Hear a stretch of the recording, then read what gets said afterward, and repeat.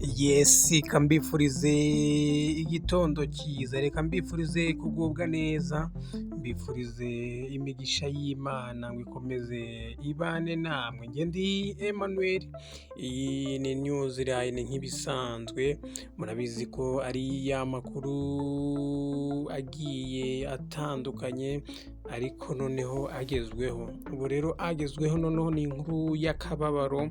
Mwite Jimmy Carter, uyu yayoboye Leta Zunze Ubumwe za Amerika mu mwaka w'igihumbi kimwe magana cyenda mirongo irindwi na karindwi, ava ku butegetsi mu mwaka w'igihumbi kimwe magana cyenda mirongo inani na rimwe. Rero uyu rero ni Jimmy Carter, nkwibutse ko yitabye Imana. Uyu atabarutse yujuje imyaka igera ku 100 y'amavuko. Jimmy Carter rero biravugwa ko ari we perezida wa mbere wa Leta Zunze Ubumwe za Amerika witabye Imana, aramye igihe kirekire cyane kuruta icyo abamubanjirije bose n'abazaheruka kabisa, aho bakoze icyegeranyo bavuga ko uyu mugabo kabisa ari we uramye kurusha abandi, kandi ko burya ko nta n'uzamuheruka.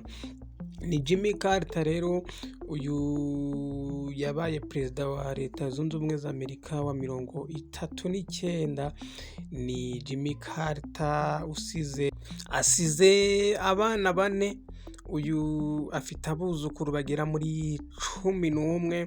Abana be rero harimo uwo bita Carter, uwo bita Chipper, ndetse n'abandi babiri bagiye batandukanye. Abuzukuru rero ni 11 kabisa, urumva ko yari ashaje. Mugenzi we rero Donald Trump agize icyo avuga kabisa ku nkuru y'akababaro babonye. Nawe yagize icyo avuga ndetse abwira isi yose muri rusange ko babuze umugabo w'intwari cyane kandi witanze ku buyobozi bwe igihe yayoboye, dore ko ngo yakoreshaga ukuri. Uyu mugabo yari umwe mu basaza bari bafitwe muri Amerika b'inararibonye. Uyu rero Jimmy Carter yari afite madamu witwa Joseline Smith. Uyu yapfuye ni Joseline Smith Carter, yitabye Imana afite imyaka 70, ariko we yitabye Imana mbere y'uyu musaza, numva ko yari afite imyaka 70. Rero biravugwa ko hari n'umwuzukuru witabye Imana nyuma y'uyu mukecuru witabye Imana. Ubu rero hakurikiyeho uyu musaza, perezida wabaye perezida Zunze Ubumwe za Amerika wa 39, nawe akaba atabarutse.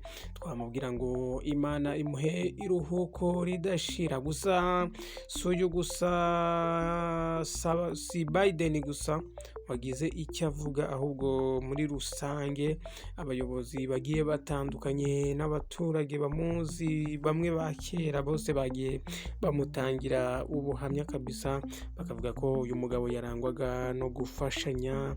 Uyu mugabo rero ikigo cye yakoreraga, afite ikigo cyitwa Carter Center. Iki nicyo cyatangaje mbere iyi nkuru ku mugoroba rero w'iki cyumweru, tariki 29 nibwo uyu mugabo yatabarutse. Twamubwira ngo rero iruhuko ridashira kandi ko agiye kwa Nyagasani. Rero isi yose muri rusange, iyi niyo nkuru igezweho kandi y'umwihariko ya Jimmy Carter, wabaye perezida wa Repubulika cyangwa se perezida wa United States of America. Uyu rero niwe wayoboye, akaba ari nawe rero witabye Imana. Reka rero dukomeze tubane, kora subscribe uri butarayikora kugira ngo dukomezanye tubane mu biganiro bishyushye. Njye ndi Emmanuel nk'ibisanzwe.